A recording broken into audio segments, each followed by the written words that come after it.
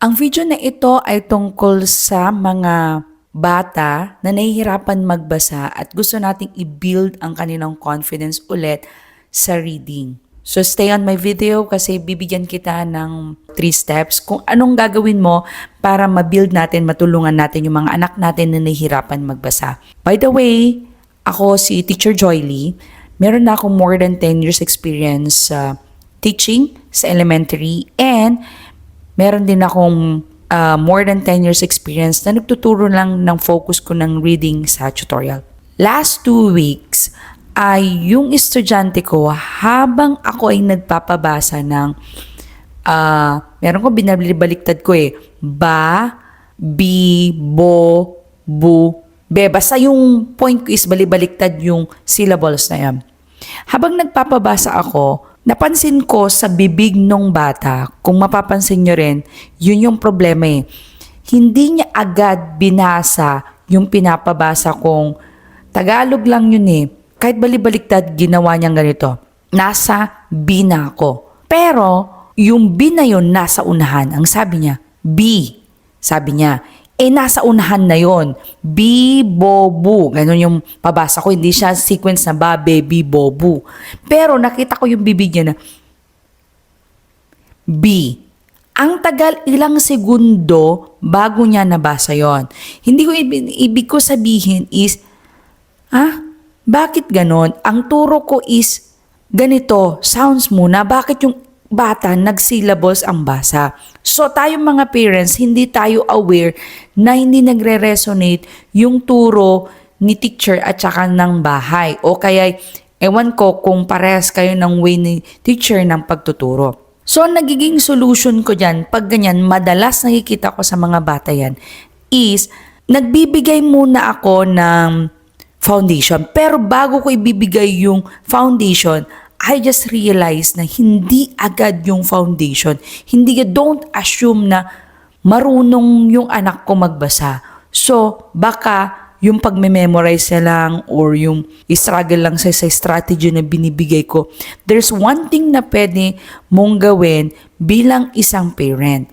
Ang ginagawa ko is that lahat ng letters, A to Z, rumble, hindi siya sunod-sunod kasi baka memorize lang ng bata.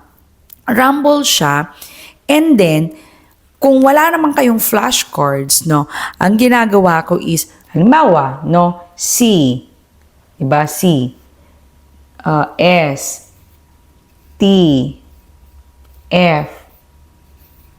My point is kahit balibaliktad siya, okay lang. Dahil ipapabasa natin yung sounds ng isa-isa.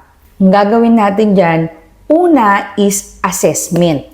You need to assess your child first kung ano yung mga sounds sa mga ito. Huwag na muna tayong magle-letter names, okay?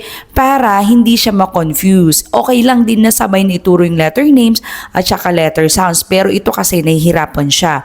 So para hindi natin nagdaghirap muna, mag-focus lang muna tayo sa isa para makabasa na siya on the day na nagsisession kayo, nagtuturo kayo ng reading session nyo. So, tanungin mo sa kanya kung anong sound ng letter C. And then, pag nasabi niya, okay, check mo yan. Pag ito, hindi niya nasabi yung sound ng letter F, you mark this. Hindi mo pwedeng hindi markahan, bilugan, or markahan mo na babalikan mo siya later. Halimbawa ito, nabanggit niya, check, check. Ito hindi niya nakuha. So, X mo yan para lahat ng mga letter sounds na hindi niya nakuha, balikan mo. And then, pag na-assess mo na yung mga sounds na alam mong hindi pa niya kaya at saka medyo kaya niya, i-park mo muna, i-separate mo. Pagkatapos nun ay, step number 2 ay, try ko nang magpabasa out of dun sa mga alam niyang mga sounds. Simple word muna tayo. Halimbawa, yung word na cat. Okay? Halimbawa, hirap siya dyan. So, ang gagawin ko syempre, alam niya yung sounds, paparamind ko muna, gaganyan. Yung space dyan, napakahalaga niyan. Or lagyan nyo ng line. Yung space na dyan is parang hindi nag-rumble-rumble kasi sa utak nila. And then, pag na-remind mo na yung mga sounds na yan, ipabasa natin sa kanila. Pero, kailangan natin ipakita kung paano babasahin. Di ba tapos ka na ng segmenting, isa-isa, blending naman. Tandaan mo, pag nagpabasa ka, yung mga alam mo na nila. And then, pag sabihin mo, pag nagsama dyan, dapat magkadugtong. Cat. Mabagal muna, and then bibilisan.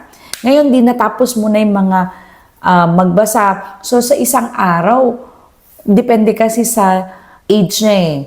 Pag 4, di ilan lang. Pag 5 years old, depende rin kasi sa kakaya ng bata, pwedeng kaya ng 5. Kung hindi niya kaya, bawasan. Pag kaya pa, di 10. Then, pagkatapos ko ng simple word, punta na ako dun sa medyo niya alam. Ngayon, medyo na alam na letters. Yung mga medyo alam niya na letters, punta ako halimbawa, hindi niya alam yung D. Halimbawa, hindi niya alam yung D, is, ituturo ko sa kanya to, and then, mag-iisip ako ng isang picture or character na nag-start ng D. Halimbawa, drum. Napakatanda nito. Tapos, itong drum na to, bibigyan ko siya ng action.